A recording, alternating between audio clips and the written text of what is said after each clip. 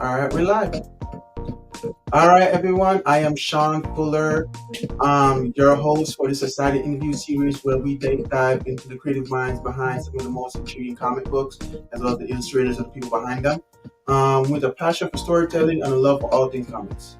I'm thrilled to bring to you today my friend and one of my illustrators, my main guy, I should say, Tomiwa Olu, and he works on a lot of many projects. We get to speak on deep dive and see what the stuff that he does. And we get to talk and get to learn more about him. So for this point, I'm going to turn it over to you. Tommy, introduce yourself. Good day. My name is Tomiwa Olu. I'm a digital artist, background artist. I'm all around like an artist, from comic books to animations to illustrations. But my base is actually comic books. How did you first get started in comics and storytelling, stuff like that? How did you get started into that? Well, it was Marvel Comics basically. I've always loved comics, and I started drawing I think around 5. But commissions was much later actually.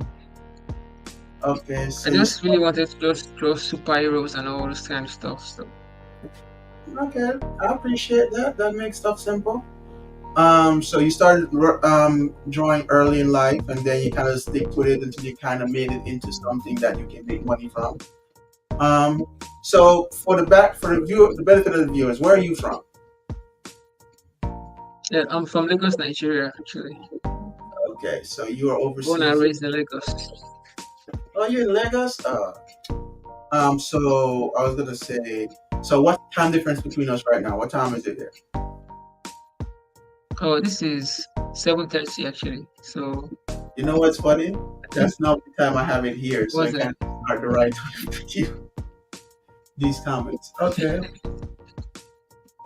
So what you said Marvel Comics drew you to the world of comics. So I was gonna ask a little bit more specific. What kind of comics or Marvel comics specifically that you liked the most when you were growing up? Everything X-Men, Wolverine, Deadpool. More of the questionable morality where they get to do loads of stuff you don't see in DC Comics, where it's mostly about justice and what is right. Like there are no real diversions between good and evil. They're all merged together, all trying to prove like a certain point. So I just preferred comics that felt like they were, although fictional and superhero, they still felt grounded in reality. Seems like you like the anti-hero trope a lot. Yes, like the Wolverines and the Deadpool's kind of character. Oh, I appreciate it. Sometimes I try to lean to that when I'm just trying to create my worlds too. It's like I want someone that can be both person. You can be the villain and the hero at the same time. Depends on who's looking at it. How many projects have you been on to date? And yeah, but you can. Which one you want to highlight right now? So I didn't get that. How many different projects have you worked on in terms of your illustration work for comics? In terms of comic projects, I think I can't count actually. I started my comic run officially 2020, and I've worked on over 70 to 80 comic books, like with multiple issues and all. But I managed to just break them down to the ones that have to do with really fictional parts, then the ones that are grounded in reality. So the ones that have grounded in reality, I would say maybe 7, 8. Okay. Okay, so who's kind of been like the biggest influence in your career thus far when you think about what you're trying to do with what you do? Who's been like a big influence in that? My biggest influence in arts, I don't even know. There are too much. With every new project, there's a new influence. Like both from I'm the talking about from your personal life view, like you're projecting your career, not so much your art, but your career. Like, what am I trying to get so I to? didn't get you. I'm sorry. Who? I didn't get you. You said something I Oh, couldn't hear you properly. oh, sorry about that. I was saying when you think about your career, who is your biggest influence in terms Yeah. of who you're trying to be like? I'll say almost every artist's biggest influence is Jim Lee, especially when you're into comics. Stanley's home for the win. All right. Tell Yeah, tell Stanley us is some. more of the writer actually. So I was gonna ask, tell us some about the current projects you're working on, and what it's about. Some of them. Pick like Mm, three, so you don't have to think about like all of them. okay, so first we have Apollo's Run. That's like the longest project I worked on actually. Hmm. We got what? We Then got I, good chapters there. so No, I was saying we got a few good chapters there. Yeah. oh yeah. Then the second one, I'll say it should be there's this Nigerian studio I work with, Peda Studios. So I've been their colorist for Tech Kids since issue one. They're on the fifth issue actually, but I'm yet to color it. So it's like all these children superheroes. Okay. Yeah, Yeah. Tech Kids. And I'll say the third is it's not really a long running project actually, but it was one of my best. It's like an NFT project actually. Let me see if I can pull it up.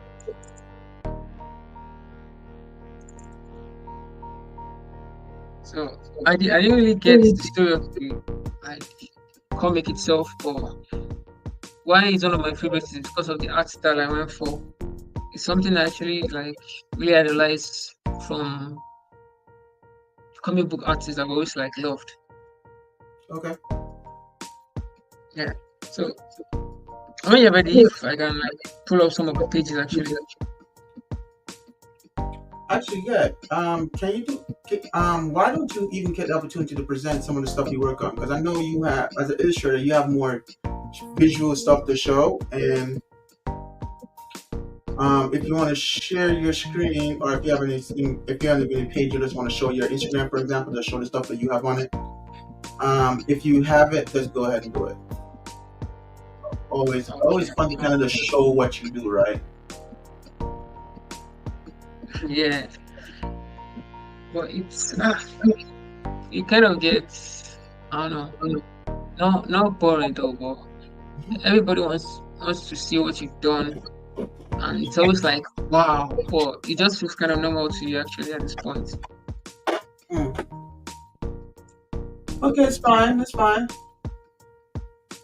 So Yeah, so I think this is part of the project actually. yeah, so I'm looking at it right now. These are a lot of stuff right here. Make sure I can see this well. Yeah. Ooh. So I'm trying to organize it. No, don't worry about it. Don't worry about it. So yeah, this is showing everyone right now the kind of the level of your work and how clips you come up. That's kind of the reason why I enjoy working with you as well, because I look at the way you make my stuff just look from the flat all the way down to the color and the depth. I'm like, it's a phenomenal job, and anyone that's working with you get to see that. I don't want Yeah. to yes, so we can take that. We can take that off. Okay, so I don't want anyone um to be kind of um saying you're showing their stuff. But yeah, so does a lot of your work? Because I know ours do. Does any of your work kind of get onto like different web platforms? like the webtoons, the tapas? Like, what platforms do you find your work get distributed to? Well, currently I only have few of my works on Pinterest Okay, so you because put I stuff on started it. uploading them to Pinterest because that's where I get majority of my references from. Okay, And then I have them on my Instagram and also my Facebook. But so so if public projects someone actually. so if someone wanted to say reach out to you and be like, hey, can you be my colorist or something? How do people normally get in contact with you? This is Well, your this is your promo time. You mostly get to promo yourself right now. mostly through Fiverr actually. Okay. Through So Fiverr and majorly Instagram as well. yeah, I should have told you. You know what? You should send me your Fiverr link so I can put it in the description. So if someone wants to reach out to you, they can hit that to me too. Oh yeah, So I'll you have do to it make right sure now. you get some business, man. Hopefully not enough that you can't do my stuff anymore, but you know me. Ah no. um, so that takes and how people can support your work, man. Do you know me supporting your work, kind of like how people get to see it. Do you have any kind of knowledge of where people distribute your work so you can so people can say, yo, I'm working on this comic, it's here. I know you can do that with Apollo's Run, but anything else, you can do that with? Currently no, because majority of the projects I've been working on are like majorly collaborations. Mhm. I'm currently working on a project with my friend, but we're yet to push it out like to the mainstream. So he's the one handling that part. I'm just majorly handling the coloring and editing. But soon enough, we're going to get it out there. Okay, okay. So one of the questions I always like to ask is like, actually, what's one of your favorite characters in some of the books that you worked on? My favorite character. You know, I'll say from an NFT project. His name is Shades. Actually, is this gorilla wearing glasses, and it's kind of like a very cool. It's kind of like a very cool dude. But overall, in all projects recently, I'll say it is Seven actually. Steven? Wait. Yeah, I I thought really you. like his what? No, I thought you were gonna say what's his name? What's Oh, what the guy? Russian dude? Not the pilot, but the one that had the girl that was working at the Oh, gas station. I thought you were gonna say him. um, I've got his name off the top of my oh head. yeah, yeah. I like him because he looks like more cool and authoritative. But why I pick Seven is because he's like at the forefront. Feels Hmm. like he's the main character, but not really the main character. He's It, like you know, he's he like the sets Tony everything Stark. up. Yeah, he sets everything up, and it's funny. My favorite character throughout the entire story. You find out later why. It's Anya,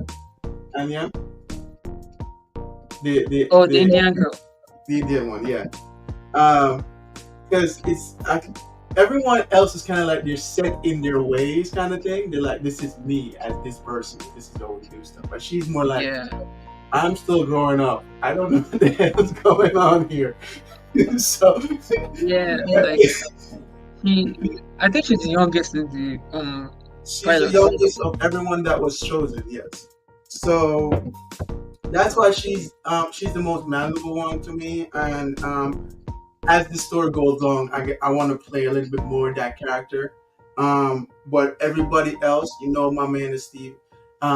He's my bread and butter because he's the one that triggered everything. I'm building the Yeah. entire story around this guy, but I didn't want the story to be Um. purely on him. It's like I would say my influence on when I was creating this was Stances 8, like having multiple people play a plot in the same line. So, Okay. but I'm glad you like him. I really do. It took a lot of time to figure No, out no, how good. I actually do love them. Uh, we should, Uh, I was wondering why Skylar didn't get more backstory after she won though. Like after she won, it felt like she was not there until I think issue 8. yeah, it's funny because it's like I'm trying. We were doing character development, and each person needed us some level of like tact, and so the goal with hopefully the next season we're working with is to kind of give everybody a little bit more time to shine, especially the pilots. But yeah, I Oh, know for 3. we had a few people that was like, "Where have you been?" Even some people, yo, for example, and I mean, me went back and this is like, I just realized that for Silver, as well as the Indian sponsor, they're barely in there, and I'm like, wait, Yeah, yeah. and I'm like, and so we have to do them some justice on future episodes. Um, I just recently realized like there's actually like a Chinese team and mhm. a Japanese team. Ye- Like yeah, so my mind kind of like merged those together before. But recently I just kind of figured out that, okay, they're actually like two different people. yeah, That's Japanese team and Imitadori's Chinese team were two nephew different and teams. the other Chinese guy. Yeah, but we did spend a lot more time on Ryu because of his Yeah, interesting story. Because I did like if Anya and Ryu would be my top two, definitely. Simply because of really. their back. I wanted someone like Ryu that was very like untouchable for multiple reasons, and Oh, but at the same time, he carries himself as someone very vulnerable. So that was but where I was what going. about Susan though? Uh, oh yeah, before we get actually want to know kind of like who do you like to thank? Who are some of the people that you like to shout out about the projects you worked on or given the opportunity to work on them? Who are some of the people you want to talk about? Give me your top five. Oh, Don't give me your entire list. top 5. Number 1 is Femi. Femi Oluwatobi. That's my artist for Apollo 1. Okay. Yeah, he he actually saved me because I had to follow up with the previous artists. Like I think I told you about it. I couldn't just like get through to him, and he just comes and goes. Well, since I got Femi, he has been awesome. Actually, like one of the best artists I've ever worked with. Actually, yeah. All right. I'll send you his profiles too as well. No problem. No problem. And so you got your top five. Give me your top you next to them so we know who you want to thank for their work. Not just for what they did on our project, but just people you want to thank in your life for being such a great support for you. Oh yeah. There's Ninja Boy actually. Ninja Boy Ninja Boy. is my closest friend as well. Yeah, Ninja Boy. I feel like I've seen that profile somewhere before. Yeah, you should have, you should have. He's all around artist, colorist, photographer, model. I think musician at this point and manager. He just does everything actually. Okay, right, my mind. Okay, I know a few people that's all Yeah, around like that. yeah. And then there's Marvel Gray. Okay, all right. He's we basically work on anything background together. Any project that has to do with animation. Marvel is my guy. Animations. Okay, I think about that when we're ready to try something with that. Yeah. It's funny because I did some character, like some character profiles. I really wanted to do some animations and some stuff, but I was like, let me not try to deep dive in that yet. Okay. Okay. Okay. Oh, there's a lot of time actually, so we can take our time to build a lot. So I'm ass- we're- uh, I'm assuming you want everyone to come to your Instagram to kind of follow your work. Where else can people follow your work? You can talk about your Instagram if that's you said Instagram, you said Pinterest. Is there anywhere else people can follow your work and get to know you, see what you do? Oh, is it so? Is there any way you can Follow your work. So where can people see what you do? follow? Oh yeah, I have my works on Behance and also ArtStation, but I don't really use those ones actually Okay. because when I get to ArtStation, I just see like everything, like the variety of arts and. But yeah, I have my works on ArtStation and Behance as well. I'll just get all the links and forward all to you actually. All right, cool. So everyone, he's on Pinterest, he's on Instagram, and he's on Facebook. I've seen a lot of this stuff on Instagram, so just follow him, take a look at it. You can see a lot of this work. As I said, he's the person that works on my stuff. Um, I would so also when I snap pictures, so so here's a question I normally like to ask. Like, so for future, so if a comic book illustrator was trying to come up right now, what some advice would you want to give them as they get started? Um, to navigate this entire field of, especially with the AI coming up and one thing AI gonna take over things. So, what's the recommendation you give people? What's your inspiration? uh, I would say don't rush. No matter what you do, don't rush. Take your time on it because growing is a process. You can't know it all. You can't be there at the beginning, and you can never get there actually because there's always somewhere higher to go. So best is to take your time and be consistent on with what you do. Because if you try something today and then you don't do any other thing for a very long time, you kind of drop. But even if it's just small, like if there's a very little progress daily, as long as it's a progress and you're not rushing it, you get better over time and you'll be where you want to be. Okay, okay. So be patient, guys. That's what he's trying to get to. Don't rush it. You will learn it. You'll get it. Um, what's your favorite part about being an illustrator? Mhm. I think basically just bringing something to life, like bringing something from your head to life, bringing something from someone's imagination to life, Something that like they can touch and see. visualizing something that is written actually. That's the beauty of illustration. Um, I have about three more questions before we wrap up. So, what can you share like a memorable experience you had on your journey thus far? I think it was when I met um my kind of idol. No, I don't really have idols though, but someone I've been looking up to a lot in the arts community, especially the Nigerian art community.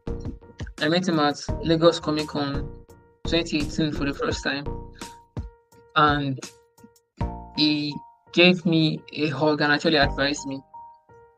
Mhm. Yeah, Alex, I was looking up to him then because he he was, I think he's still like the best um colorist, like comic book colorist in Nigeria. So when I met him, he was actually very nice to me. And when you see someone online and they have this larger than life perspective, but seeing them in person and you see they're just like you, Mm, understand? Someone you can really relate to, and it actually made me feel like, okay, this is something I really, really want to go into. okay. Well, shout out to idols become idols that show you the way and show you how you can be up there. As they say, idols become brothers at some point. How how you see your future evolving for comics, especially on digital platforms and social media? How you see it evolving for you? I see me being like George Miller, Judge yeah, Miller. just storyboard your project, and then you go from comics to animations to movie directing. And Or maybe even directing your own comic. it's funny because for me, it's all about my, my my friend says that the correct term is transmedia, where it's like your story exists in multiple different formats. And for me, the goal is similar. Because when I started this project, my goal was to get this as a live action, right? And Yeah, as we build up the entire story together, um, we get to see it in multiple different platforms. First of all, we currently have it in the comic book platform, but we also have it on the Web2 platform, which are two different ways people get to enjoy it.